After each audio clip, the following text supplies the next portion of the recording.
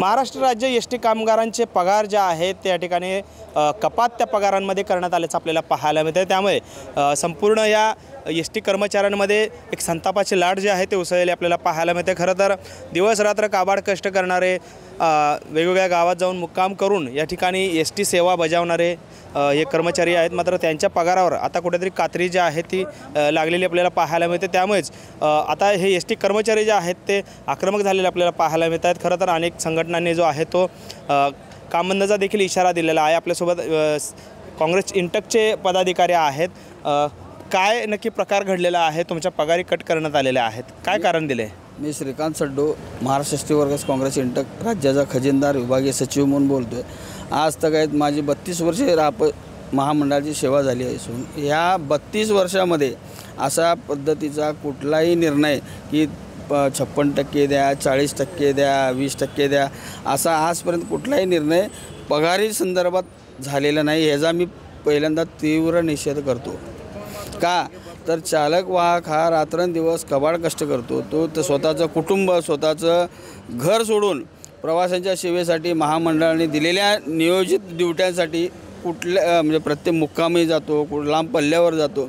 पण अशा माणसाचा जर कौटुंबिक अडीअडचणी भागवण्यासाठी त्याला महिनाभर कष्ट केलेला स्वतःचा कष्ट केलेला पगारीच्या वेतनाच्या 56% पगार देणं म्हणजे त्याच्यावर खूप मोठा अन्याय। का तर त्या पगारीवर त्या कर्मचाऱ्याच्या पूर्ण कुटुंब अवलंबून आहे, शिक्षण आहे, वैद्यकीय आहे, कुटुंब घरखर्च आहे, ह्या गोष्टी कुठल्याच होऊ शकत नाहीत।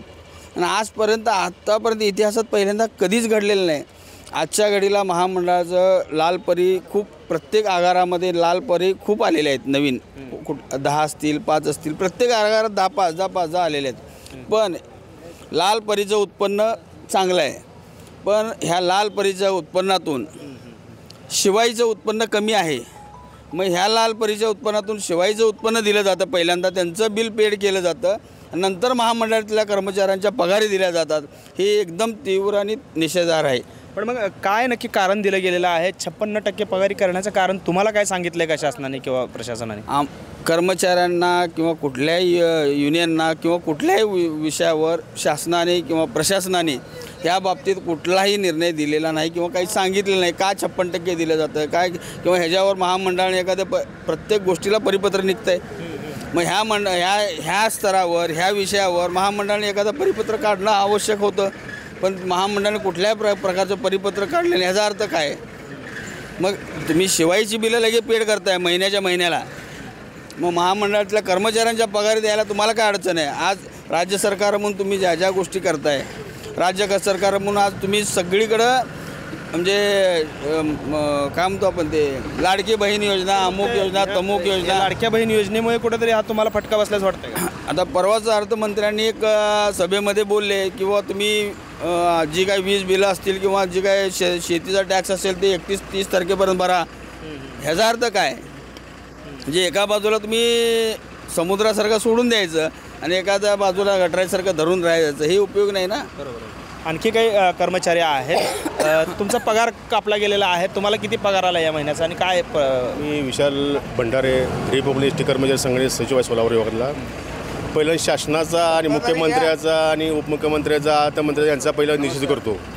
आमचा मेहनतीचा पैसा आम्ही दररोज कष्ट करून दररोज रात्रंदिवस काम करून जर आम्हाला पगार जर वेळ मिळत नसेल, आता एकीकडे इकडं लाल बसेस घेतले जातात, त्यांना पैसे खरेदी करायला पैसा आहे, पण ते एस.टी महामंडळ कर्मचाऱ्या पगाराला द्यायला त्यांचा पैसा नाही। आता काल परत सोलापूरमध्ये विभागामध्ये एक मोठा कार्यक्रम झाला, आमदार आले, खासदार आले, इतर पदाधिकारी आले, मोठ्या जल्लोषात कार्यक्रम झाला। त्या कार्यक्रमाला पैसा खर्च करायला यांच्याकडे आहे आणि आमच्या पगारीला पैसा खर्च करायला त्यांच्याकडे नाही। असं अनेक बाबत खाजगीकरण पहिलं शिवायचे पैसे पेमेंट दिलं जातं, त्यामध्ये असलेले सुरक्षा रक्षकाचे पेमेंट हे अर्धनीमध्ये आहे आणि जे अप्रेंटिस लोक आहेत ते त्यांच्या 100% पगार त्यांना अप्रेंटिसचे पैसे द्या। नंतर जे लोक दुसरे शिवाय त्यांचा पहिला 100% पेमेंट अदा करा म्हणून सांगतात। आणि पी एफचे पण पैसे देत नाहीत ते लोक, पी एफचे पण पैसे देत नाही। आता पी एफ पण 40 कोटी रुपये एस.टी बँकेला दिले, आमचा पैसा त्याला दिलेला आहे, राखून ठेवलेला पैसा, आणि आमचा पगार त्या कारणामुळे आमचा पगार राखून ठेवलेला आहे। एवढं त्यांना हे लोकांना नालायक आहेत लोक या पदाला बसायला. नालायक म्हणजे की शिवी नाही, नालायक म्हणजे त्या पदाला नालायक म्हणजे शिवी नाही, नालायक म्हणजे त्या पदाला लायक नाहीत हे लोक. आम्ही पूर्ण निषेध करतो. तुम्ही काय सांगाल? खरं तर वेगवेगळे आंदोलनं जे आहेत ते तुम्ही यापूर्वी देखील केलेले आहेत. अगदी 6 महिने 8 महिन्याचं जे आंदोलन चाललं त्याच्यात देखील तुम्ही अग्रेसर होतात. आज मात्र परिस्थिती उलटी आहे.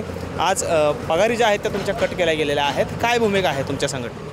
आजपर्यंत माझ्या माहितीस्तव एस टी महामंडळामध्ये अशी वेळ कधीच आलेली नव्हती.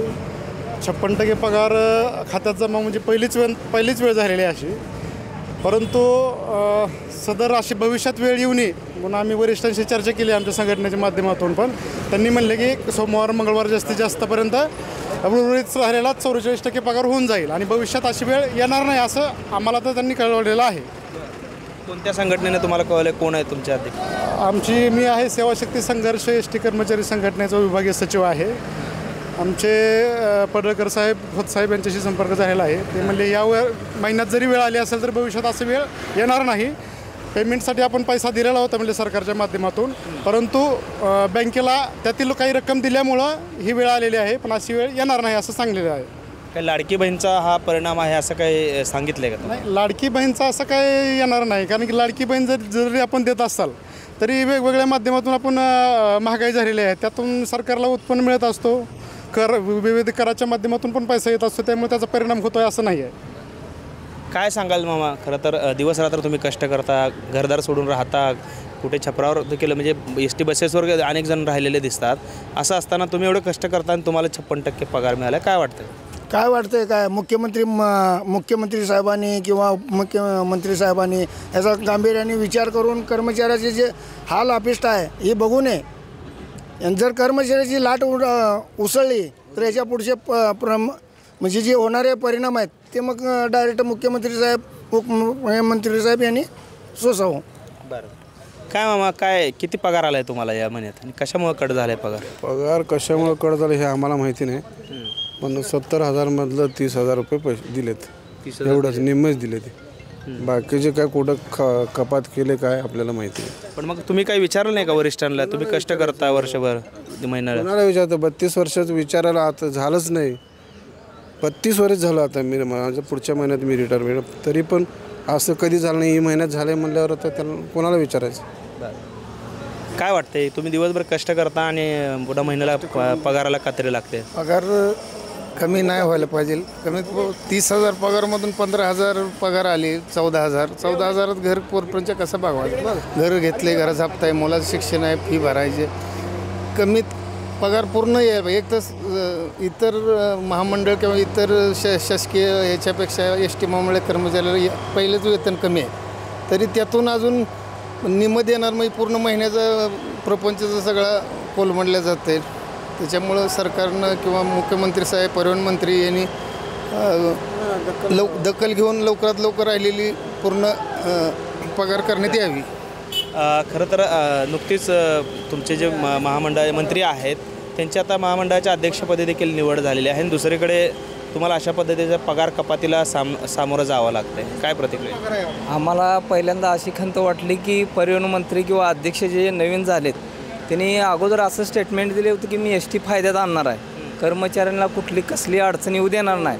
पण कर्मचाऱ्यांच्या त्यांच्या अध्यक्षपद किंवा मंत्रिपद घेतल्यानंतर पहिल्यांदाच त्यांनी असं 56% पगार देऊन एस टी कर्मचाऱ्याच्या आनंदात त्यांनी विरजण टाकण्याचा प्रयत्न केला आहे. आमची परिवहन मंत्र्याला एकच विनंती आहे की ऊन वारा पाऊस सगळ्या संकटावर मात करणारा एस टी कर्मचारी आहे आणि त्याच्यात जर तुम्ही असं करत असाल तर एवढी अत्यंत दुःखद घटना कुठलीच नाही असं आम्हाला म्हणायचं आहे.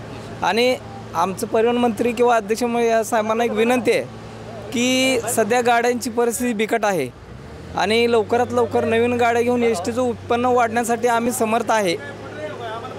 बस एवढंच. काय आपण पाहतोय खरं तर काय तुमचा मुद्दा एक राहिला तुम्ही म्हणत? हा विषय आजच्या घडीला आहे की आजच्या सरकार पक्षाच्या 3 संघटना आजच्या घडीला आहेत, पण त्या तिन्ही पक्षांनी पक्षाच्या संघटनांनी सुद्धा या संदर्भात कुठेही उहापोह केला नाही की का कमी केलं आहे का नाही, किंवा त्यांनी कुठल्या म्हणजे राज्य सरकार दरबारी किंवा प्रशासनी दरबारी असं आपलं मत प्रकट केलं आहे असं कुठेही कुठल्याही प्रकारचं म्हणजे दिसून येत नाही आज कुठंच. म्हणजे ह्याचा अर्थ ही सत्ताधारी पक्षाच्या संघटनाही त्यांच्याशी बांधील आहेत का, किंवा त्यांच्या दावणीला बांधल्या गेल्या आहेत का, काही असा काही प्रश्न कामगारांच्या प्रती मनामध्ये प्रश्न निर्माण झालेले. आजच्या घडीला काय की महागाई आणि हे मिळणारा पगार यामध्ये कामगारांचं कुठल्याही प्रकारचं नियोजन होऊ शकत नाही. त्यामुळं कामगारांच्या प्रती आता परवाच आत्ता आमचे मित्र म्हटल्यासारखं परिवहन मंत्र्यांनी सांगितले की कर्मचाऱ्यांना कुठल्याही प्रकारचं आम्ही कमी पडू देणार नाही. पण त्यांनी जे काय करावं महामंडळाच्या हितासाठी करतायत करू द्या, पण करत असताना ह्या गोष्टीमध्ये जर महामंडळाच्या कर्मचाऱ्यांच्या स्थायी कर्मचाऱ्यांच्या पगारी कमी करणं आणि अस्थायी कर्मचाऱ्यांच्या पगारी पूर्ण देणं द्यायला लावणं हे कुठंतरी एक प्रकारचं बाबा खाजगीकरणाकडं ओढ आहे का अशातला एक प्रकार समोर दिसतोय असं एक मला वाटतं. माझ्यासारख्या कर्मचाऱ्यांना अस्थायी जे कर्मचारी आहेत त्यांना पूर्ण पगार दिलेला आहे. जो अस्थायी आहे म्हणजे ज्यांना रोजंदार म्हणून घेतले आहे त्यांना पूर्ण पगार द्यायला लावला आहे, आणि जो स्थायी आहे कायमस्वरूपी कर्मचारी आहे त्यांना 50%, 56% देण्यात आले. म्हणजे हे भविष्यामध्ये कुठंतरी बाबा खाजगीकरणासाठी जाते का असं काही वाटून शंका आहे. आपण पाहतोय खरं तर हा एक महत्त्वाचा मुद्दा आहे की जे स्थायी म्हणजे जे परमनंट कर्मचारी आहेत त्यांच्या पगारातून जवळपास 56% कपात केलेली आहे. मात्र जे कॉन्ट्रॅक्ट बेसवरती जे अस्थायी स्वरूपाच्या आहेत त्यांच्या पगारात कुठलीही कपात केली गेलेली नाही आहे. त्यामुळे एकंदरीतच चित्र आपण पाहायला मिळते. कर्मचाऱ्यांचा आक्रोश आहे की आमच्या पगारी कट केल्या गेलेल्या आहेत. त्यामुळे आता राज्य सरकार या संपूर्ण घटनेची कशा पद्धतीनं दखल घेत आहे हे पाहणं महत्त्वाचं ठरणार आहे. कॅमेरामन अनिल कांबळेसह सागर सुरवसे, TV9 मराठी, सोलापूर.